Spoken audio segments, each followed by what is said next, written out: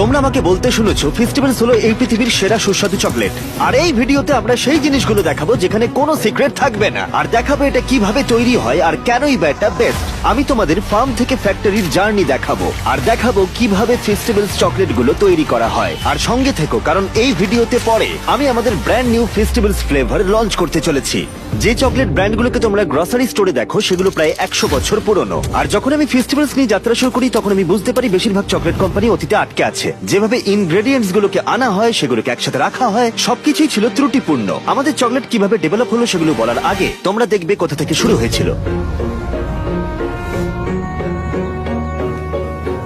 শুরু হয়েছিল এখান থেকে, কাকাও ফার্মস।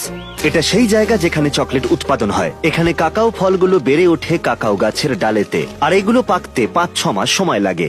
ফসল কাটা হয় হাত দিয়ে, যেখানে ব্যবহৃত হয় এই ধরনের ছুরি। ধন্যবাদ। ফলগুলোকে মাঝখান থেকে কেটে তারপর ছুরি দিয়ে